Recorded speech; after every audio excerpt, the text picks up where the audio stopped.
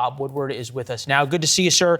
I appreciate it. Thank you. So many in Washington have tried to disqualify President Trump from sort of a political life after his time in office. Are these tapes going to be different when people are able to listen to all of them than all of the books previously, including your three? Well, you never know, but I am in the position of being a reporter, trying to put out what I find and what I can verify. What stunned me about these tapes, I had them from 2020, and I listened to them again this year, and Trump was thundering in my ears. There's something about the power of his voice. And when you look at the overall here, the catastrophe and the tragedy is he does not understand democracy, and certainly the January 6th committee has covered that, but he doesn't understand the presidency and the moral responsibility he has to the people of this country. And I discovered in this reporting that on January 28th of 2020, he was warned that the virus was going to be the biggest national security threat to your presidency from his own national security advisor, Robert O'Brien. I've known and reported on 16 national security advisors going back to Henry Kissinger and never heard one issue that kind of warning.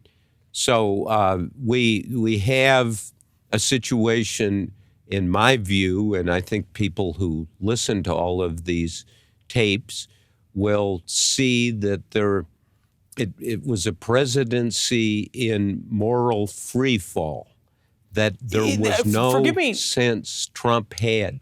Yes. You say that.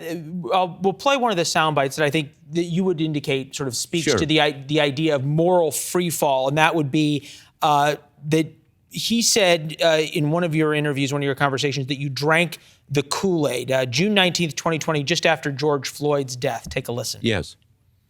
We're white, privileged. Do you have any sense that privilege has isolated and put you in a cave to a certain extent, as it put me and I think lots of white privileged people in a cave, and that we have to work our way out of it to understand the anger and the pain particularly black people feel in this country? No, you really drank the Kool-Aid, didn't you? Listen to you. Wow.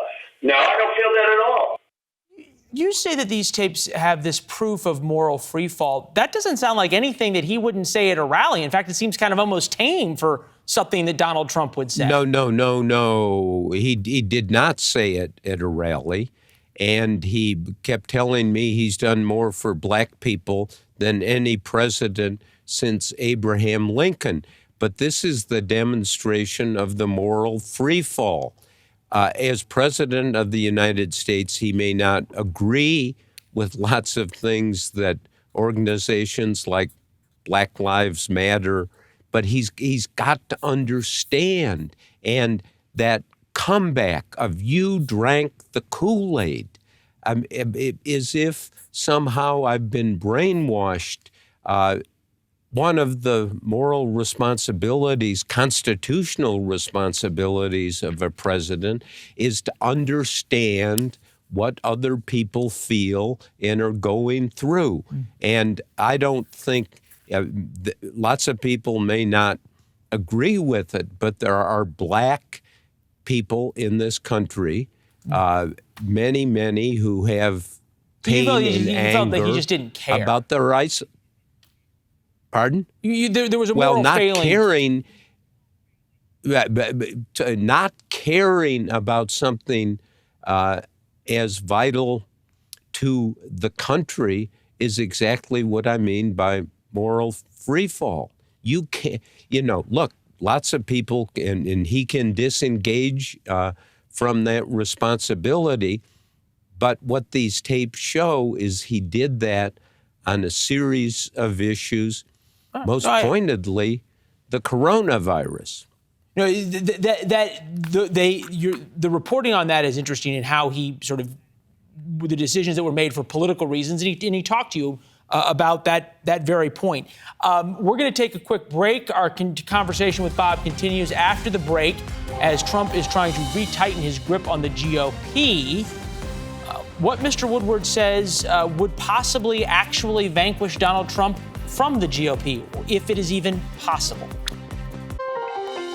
Why do so many people hate you? Well, why are they so hateful? The love is equal to the hate. We have two Americas out there. You realize that. You are president of two Americas. Yeah, that's true. They are divided. It's true. Is it, in the end, not your job to try to bring them together? I would love to be able to do it. The biggest problem is the media. That's then President Trump talking to Bob Woodward back in 2019. It's the new audiobook, The Trump Tapes, that's stealing headlines across the country. Bob Woodward back with us. Now, you called it two Americas that are divided. And it appears as though we're just as divided today. If Real Clear Politics average, if the race were held today in 2024, Trump versus Biden, Trump wins by 0.2%. Are we two Americas under both Donald Trump and Joe Biden? We are two Americas. And in interviews with Trump, Robert Costa, who was in on the first one in 2016 when Trump was only a candidate, asked about when Trump is going to coalition build, because that's what a president, or that's what a candidate in one party needs to do. And Trump insists, well, I'll do that when I win. Winning is everything. Well, winning is not everything. A president has to bring the party together, has to bring the country together, or make an effort to do that. And my friends from the New York Times, Peter Baker and his wife, Susan Glasser, in their book, which is called The Divider, and provide all kinds of evidence that Trump, instead of coalition building or trying to bring the country together, he does things to divide it. So how, if that's the standard, and I ask this honestly, how is that any different than what Joe Biden is doing when he calls Republican extremists and ultra MAGA and the like? If we're just as divided under President Trump and that was bad, how are we being just as divided under President Biden and that's not the same indictment? Well, as you listen to what Biden says, he will talk about my friends in Congress, the Republicans. He, as you know, he is somebody who tries basically to heal wounds. But you're exactly right. The divisions have become so great that Biden has joined this chorus of, oh, there's the other side and then there's us, the good side.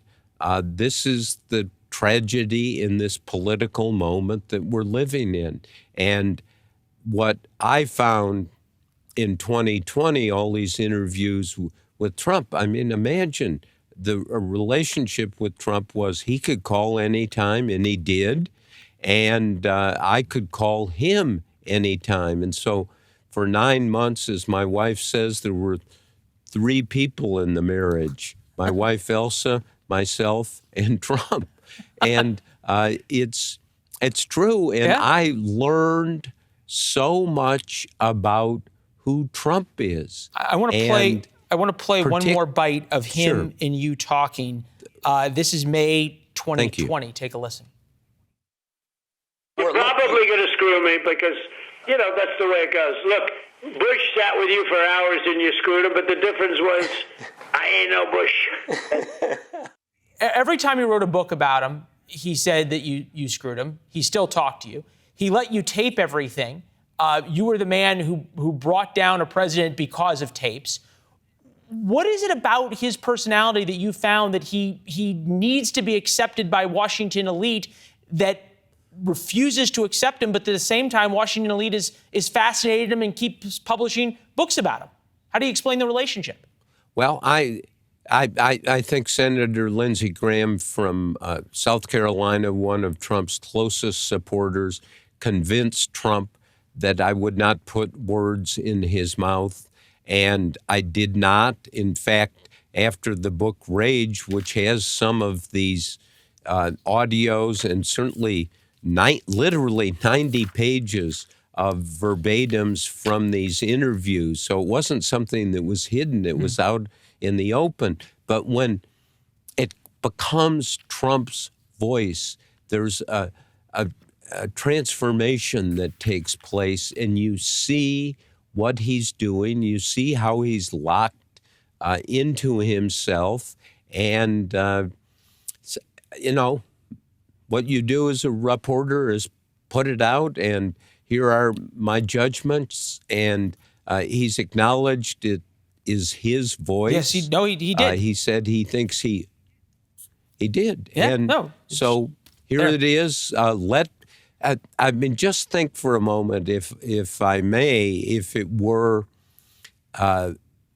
President Roosevelt, if somebody in the last year of his presidency was there taking and having interviews and telling Roosevelt's reactions, his decisions, his successes, his limitations, it would be invaluuable to history. Suppose for Abraham Lincoln, you had somebody doing this. Forgive me. We got to run, but sure. You're right. There's a reason it's a bestseller. We'll see you soon, sir. Thank you very much. Thank you. Yeah, we'll be right back.